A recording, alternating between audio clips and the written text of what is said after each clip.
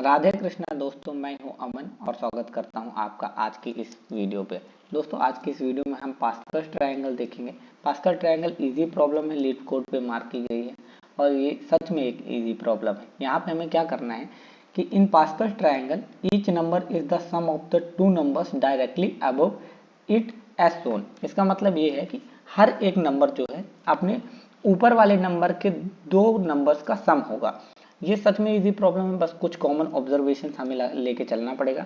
सबसे पहला जो कॉमन ऑब्जर्वेशन है वो ये कि हर एक एलिमेंट के पहले और आखिरी उसमें 1 पड़ा रहेगा। और उसके बाद सेकंड ऑब्जर्वेशन ये है कि हर एक नंबर अपने प्रीवियस वाली रो के ऊपर वाले नंबर और उसके एक जस्ट पहले वाले नंबर का सम होगा। अब यहाँ पे इन दोनों कॉमन ऑब्जर्वेशन को लेते हुए अपन चलते हैं। अब मैं आपको ये बता दूं, यहाँ पे भले कुछ ऐसा ट्रायंगल करके दिया गया है, बट एक्चुअली ये हम एक 2D एरे में स्टोर करने वाले हैं। तो 2D एरे में कुछ ये समथिंग ऐसा दिखेगा। ये 5 रोज हो जाएंगी और ये 5 कॉलम्स भी हो जाएंगे। 1 2 3 4 5 रोज को भी चेंज कर लेते हैं। अब यहाँ पे सबसे पहले वाले में 1 पड़ा रहेगा, यहाँ पे 1 1 1 2। ये पुराने वाले जो दो प्रीवियस हैं, जस्ट ऊपर वाले और उसके जस्ट पहले वाले का उसका सम होगा। और यहाँ पे क्योंकि ये हमेशा स्टार्टिंग और एंड पे 1 पड़ा रहेगा तो ये यहाँ पे वापस से 1 पड़ा रहेगा। स्टार्ट में अगेन 1 तो 1, यहाँ पे प्रीवियस इसका और इसका इन दोनों का सम यानी 3, यहाँ पे अगेन इसका और इसका प्रीवियस का सम यानी अगेन 3, और यहाँ पे लास्ट वाला इंडेक्स है तो 1। सिमिलरली यहाँ पे 1, इन दोनों का सम 4, इसका और इसका सम 6, इन दोनों का सम 4 और इसका 1। कुछ इस तरीके से हम चलेंगे। अब यहाँ पे सबसे पहले हम क्या करने वाले हैं, सबसे पहले हम डायरेक्टली अपना 1 एरे स्टोर कर देंगे। एरे सबसे पहले एक 2D एरे बनाएंगे जहाँ पे सबसे पहले 1 स्टोर कर देंगे, क्योंकि हमें ये पता है कि अगर फर्स्ट एलिमेंट जो भी अगर नंबर 1 एलिमेंट होगा वहाँ पे वो सिर्फ 1 ही रहेगा। उसके बाद सेकंड वाले पे हम क्या करने वाले हैं, हम दो लूप चलाएंगे। सबसे पहला वाला लूप कहाँ से चलेगा, i इज इक्वल टू 0 से लेके i is less then n तक।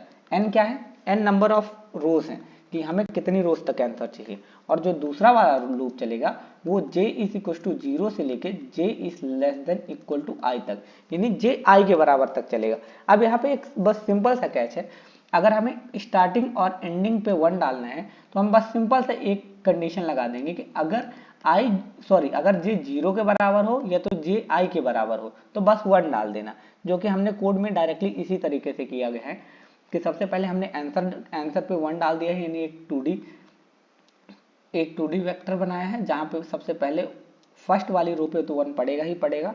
उसके बाद हमने दो लूप चलाए हैं, एक 1 से लेके n तक चला दिया है। 1 से इसलिए चलाया है क्योंकि ऑलरेडी फर्स्ट जीरो इंडेक्स तो ऑलरेडी हमने डाल दिया है। और दूसरा क्या किया, 0 से लेके और less than equal to i तक। और जो मैंने कंडीशन बताई थी कि अगर i बराबर 0 है यानी अगर ये फर्स्ट एलिमेंट है, j बराबर 0 है यानी फर्स्ट एलिमेंट है, और j is equal to i यानी लास्ट एलिमेंट है, तो वहां पे डायरेक्टली 1 डाल देना है। ये दोनों कॉमन ऑब्जर्वेशन थे। अब इसके बाद हमें क्या करना है, हम एक सिंपल सा फॉर लूप चलाएंगे। फॉर लूप तो ऑलरेडी चल रहा है। अब इसके अंदर हम बस एक सिंपल सा ऑब्जर्वेशन करेंगे, जो हमारे जो भी आंसर एरे पे जो प्रीवियस रो पे जो वैल्यूज पड़ी होंगी उनको जस्ट पिक कर लेंगे। प्रीवियस रो की वैल्यूज कैसे उठाएंगे, आंसर ऑफ, अगर हमारा i मान लीजिए 1 पे है तो हम क्या करेंगे, आंसर ऑफ i माइनस 1, यानी ये प्रीवियस रो पे चला गया 0 1 2 3 4, ये आंसर ऑफ i माइनस 1। और सबसे पहले j यानी इसके जस्ट ऊपर वाला, यानी अगर j 0 होगा तो इसके जस्ट ऊपर वाला, बट क्योंकि 0 और i पे ये डायरेक्टली आंसर ले लेगा तो इस पे प्रीवियस वाला होगा नहीं। 1 से 1, ये जब भी j 1 रहेगा वहां से ये आंसर चलने वाला है। तो अगर हम 1 के लिए लेके चलते हैं तो सबसे पहले कंसिडर करिए ये वाला एग्जांपल जहां पे j इज इक्वल टू 1 और i इज इक्वल टू 2 है। सबसे पहले i माइनस 1 यानी i 1 हो जाएगा, फर्स्ट वाली रो के j यानी फर्स्ट वाली रो के j इज इक्वल टू 1 यानी फर्स्ट रो का फर्स्ट कॉलम यानी जिसपे 1 पड़ा हुआ है, यानी इसका आंसर हो जाएगा 1 plus array of i minus one यानी वापस से फर्स्ट रो, और j माइनस वन यानी इसके जस्ट एक पहले वाला। हमने क्या बोला था, ऊपर और एक पहले, यानी कुछ ऐसे डायगोनल, ऊपर वाले के लिए j और ऊपर के जस्ट एक पहले के लिए j माइनस वन यानी प्रीवियस कॉलम के लिए, यानी फर्स्ट रो का जीरोथ कॉलम। फर्स्ट रो का जीरोथ कॉलम में क्या पड़ा हुआ है, वन, यानी वन प्लस वन करेंगे तो वो हो जाएगा टू, और इसलिए हमने यहाँ पे टू डाल दिया। और ये सिंपल कॉमन ऑब्जर्वेशन लेके हम कंटिन्यूसली लूप इटरेट करते हुए चलेंगे। चलिए यही n इज इक्वल टू 5 का एग्जांपल ले लेते हैं। सबसे पहले क्या होगा, अगर n इज इक्वल टू 0 है, यानी अगर हमें कोई भी एलिमेंट नहीं चाहिए तो हम वहीं से डायरेक्टली रिटर्न कर जाएंगे। अदरवाइज सबसे पहले हमने क्या बोला, हमने बोला आंसर पे 1 डाल दो। हमने एक आंसर नाम का वेरिएबल बनाया जहां पे 1 डाल दिया।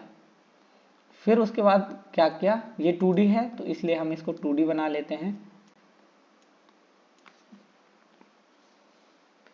अब सबसे पहले i इज इक्वल टू 1 से चलेगा। जब i इज इक्वल टू 1 से सबसे पहले j इज इक्वल टू 0, अगर j 0 है तो डायरेक्टली 1 डाल देंगे, यानी सबसे पहले एक टेम्प वेरिएबल बनेगा। यहाँ पे टेम्प वेरिएबल बना लेते हैं, ये सबसे पहले क्या करेगा, यहाँ पे डायरेक्टली 1 डाल देगा। उसके बाद क्या करेगा, उसके बाद नेक्स्ट इटरेशन में i is equal to j is equal to 1 हो जाएगा, जबकि j is equal to i हो गया, यानी वापस से इसमें 1 डाल देगा। और ये जब लूप को टर्मिनेट करेगा तो आंसर पे टेम्प पुश बैक कर देगा। टेम्प पुश बैक कर देगा यानी पहले ये कुछ ऐसा था, अब इस बार 1,1 पुश बैक हो गया। अब नेक्स्ट इटरेशन पे आते हैं जहाँ पे i इज इक्वल टू 2 हो गया। जब i इज इक्वल टू 2 हुआ तो सबसे पहले j इज इक्वल टू 0, जब भी j 0 होगा तो टेम्प पे 1 पुश बैक होगा। फिर j इज इक्वल टू 1, जब j इज इक्वल टू 1 हुआ तो i माइनस वन, यानी i अभी 2 है, i माइनस वन यानी फर्स्ट रो का j यानी 1, तो सबसे पहले 1 पिक किया, और फर्स्ट रो का i minus one j minus one, 1,0 1,0 में 1 पड़ा हुआ था तो इसमें 2 हुआ, और फिर उसके बाद हम टेम्प में पुश बैक कर देंगे, यानी हमने टेम्प पे 2 पुश बैक कर दिया। फिर j इज इक्वल टू 2, जब j 2 होगा यानी j और i की वैल्यू इक्वल हो गई तो यहाँ पे डायरेक्टली 1 पुश बैक कर देंगे। उसके बाद ये लूप टर्मिनेट हुआ, वापस से हमने आंसर पे क्या पुश कर दिया, 1, 2 और 1। उसके बाद नेक्स्ट थर्ड इटरेशन पे आते हैं। थर्ड इटरेशन पे जो भी हमारे i की वैल्यू है वो हो जाएगी 3, i इक्वल टू 3। सबसे पहले j की वैल्यू 0 होगी, उस कंडीशन में टेम्प पे 1 डायरेक्टली पुश बैक कर देगा। फिर j की वैल्यू 1 होगी, यानी अब यहाँ पे answer of i minus one और i minus one j, i minus one यानी 2 और j यानी 1, 2 का 1 ले लेना है यानी 2, और वापस से i माइनस वन यानी सेकंड रो का j माइनस वन यानी फर्स्ट कॉलम, यानी 2 प्लस 1 इज इक्वल टू 3। जब आंसर 3 आया तो 3 पुश बैक कर दो। Again j is equal to 2 के लिए वापस से वही कि आंसर के सेकंड रो पे चले जाओ और जेथ कॉलम यानी सेकंड कॉलम पे 1 पड़ा हुआ है, और again i minus one j minus one यानी सेकंड कॉलम पे j माइनस वन यानी फर्स्ट, सेकंड कॉलम पे फर्स्ट पे 2 पड़ा हुआ है, यानी अगेन 3 पुश बैक कर देगा, तो टेम्प पे हमारे वापस 3 पुश बैक कर दिया। Again j is equal to 3, j और i की वैल्यू बराबर हो गई, यानी यहाँ पे 1 पुश बैक हो जाएगा। यानी अभी करेंटली अपने पास 1 3 3 1 एलिमेंट पड़ा हुआ है, तो इस बार हमारे जो आंसर एरे है उस आंसर एरे पे जो नया एलिमेंट पुश बैक होगा वो होगा 1, देन 3 एंड अगेन 1।